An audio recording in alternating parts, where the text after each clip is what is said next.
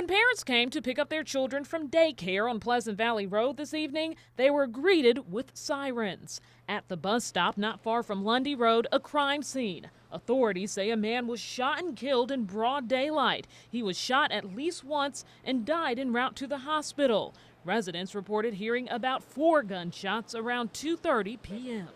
Community need police protection around here, and they need to have reinforced a lot.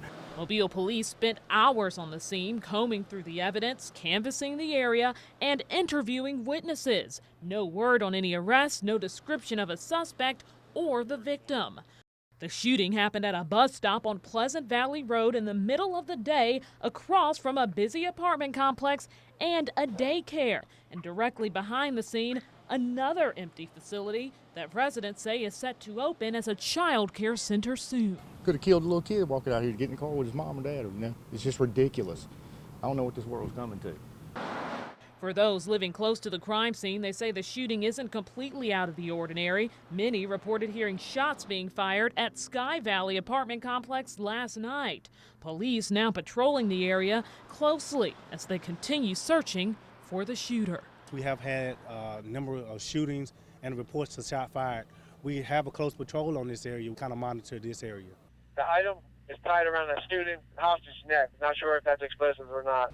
Trends throughout the country are changing, so what that requires the sheriff's office to do is change how we do business. Our tactics have to change as well. After the Sandy Hook school shooting in December, the nation's tearful eyes were opened once again. Here in Baldwin County, a security task force was giving school vulnerability a second look.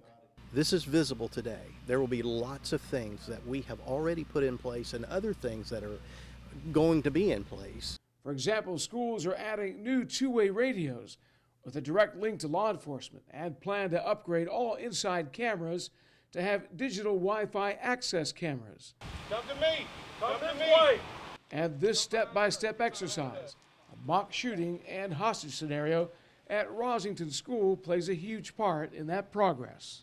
I mean, we actually have the Mobile County SWAT team here today watching us, checking our tactics. Are we doing everything the way that we should? Being very critical. He's not going to release the kid till he gets what he wants. Put to the test were real-time hostage negotiations and a calculated entry to subdue the intruders. All this to complement what teachers and staff trained to do on the inside. We're also required to do 2 lockdown drills each year so that we practice that. Schools are safer today in Baldwin County than they've ever been, but they're not as safe as they're going to be. It's law enforcement professionalism like today that makes them safer. No missing it. It stands out. It certainly does. Starting this week, male and female inmates in Citronell's jail wear bubblegum pink from head to toe. Prior to the pink transformation, inmates at this jail didn't wear uniforms at all. Police Chief Shane Stringer says that was becoming a problem. All of our inmates are misdemeanor offenses, and they are able to go out and work daily to work off their fines. And one of the minor problems we were having is contraband being snuck back into the jail. This will cut down on that because the uniforms do not have pockets. And just a couple months ago, police say 33-year-old Thomas Charles ran from a Citronell officer while in custody on burglary charges. He was caught later that day, but Chief Stringer believes he could have been captured much faster. A citizen seen the escapee run, but didn't know he was an inmate. Now it's pretty easy to distinguish inmates from everyone else. Yes, it is a deterrent. Not too many of the guy inmates enjoy the pink. Just ask William Smith, who's serving 30 days behind bars. I'm incarcerated for an old fine from several years ago. I didn't comply with a judge. He's not thrilled with the color, but is actually behind the idea. It's a little deterrent.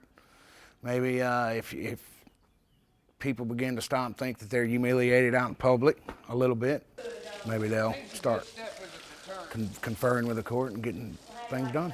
In Citronell, Christian Jennings, Local 15 News.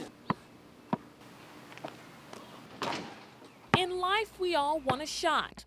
It's what we do with it. That's the story that differentiates one player from another. He's my divine miracle. For Divine Miracle Miles, his tale started 18 years ago in his mother's womb. At only 6 months into her pregnancy, she went into labor at high risk. Her baby was later declared dead. And they said he had no lungs, eyes had not developed, and his heart had stopped. Somehow, some way, he survived. Divine intervention, maybe. Defying the odds in his tale were still questionable. Miles was extremely premature, and medical professionals weren't hopeful about his quality of life. He would not ever be a normal kid, that he would be mentally retarded and would not ever develop motor skills as other kids his age. Keeping the faith, the Miles never treated their son any different. He thrived just like anyone else, especially when it came to sports. And I know that the Lord, which is my own Savior, and I know that He is going to bring me through great things. The past 4 years, he's led the way on Blood High School's basketball team. This week, Miles will prepare to graduate. He's going to college. As he gets ready to walk across that stage, it's another shot, he says, to continue the story that wasn't supposed to be told.